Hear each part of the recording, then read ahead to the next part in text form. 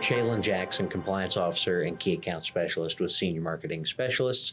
I wanted to talk a little bit today about this new 48-hour scope of appointment rule, or as I like to call it, the new old 48-hour scope of appointment rule. Anyone who's been in the business more than 7 or 8 years remembers back in the day prior to 2018 when we had this rule in the past, and it is back with a vengeance, as they like to say. So just a couple quick things for anyone who's not familiar with it. We will now be required to take scopes of appointment minimum 48 hours prior to completing an enrollment and presenting plan benefits to a beneficiary. And the big thing I want to hit home on that is that it is a 48-hour rule, not just a 2-day rule. So for example, someone signs their scope at 4 p.m. on a Tuesday, will not be able to have a marketing appointment to present plan benefits or take an app until 4 p.m. on Thursday. So not just any time on Thursday. Now that's especially critical as we talk about some of the formats of scopes of appointment later, but I want to get into a couple of things real quick. Exceptions to the 48-hour rule. Obviously, a lot of times when that may be inconvenient or unworkable for certain clients, CMS has outlined 2 specific exceptions for the 48-hour rule. The first being for an in-person walk-in appointment. Someone walks into your office without an appointment and says, hey, I want to sit down and talk about plans, unprompted. That is an exception. You do still need to collect that scope of appointment, but we can waive the 48-hour rule.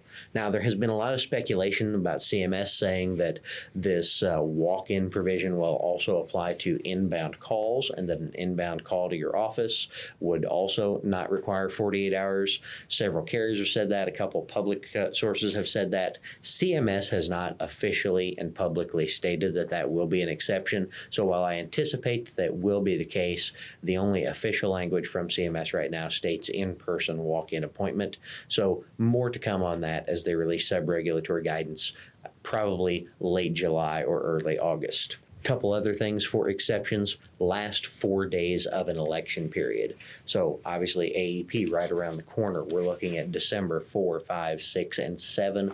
Those last 4 days, again, you still need to collect that scope of appointment, but we can waive the 48 hours. A key consideration for this is for other election periods. You are looking at the last 4 days of the election period, not just, for example, the last 4 days of the month. So, for example, someone's using the election period loss of employer group health coverage.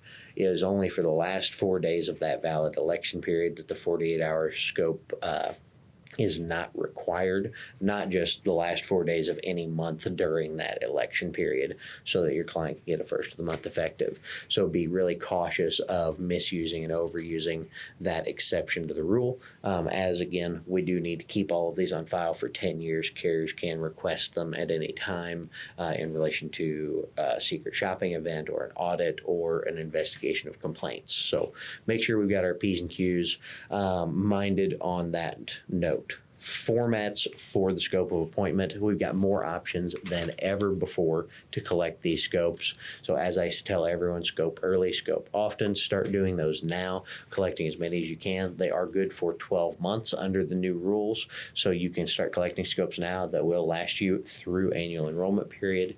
And the big takeaway for me is no one walks out of your office without signing a scope for their next appointment. That way you've got it on file and ready to go.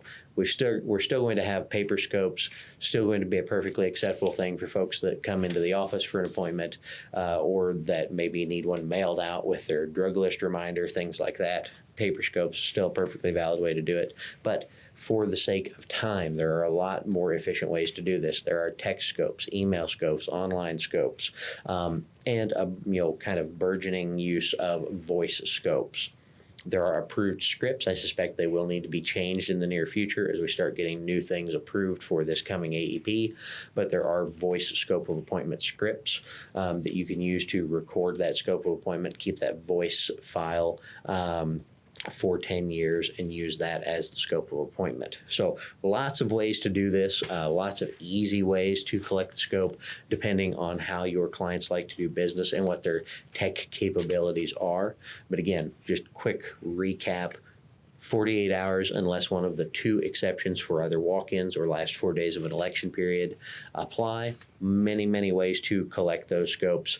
And a reminder that since all those electronic and voice scope options are going to be time-stamped as well as date-stamped, just make special note of what time of day that scope is completed so that you're making sure a full 48 hours has elapsed before your appointment, not just 2 calendar days.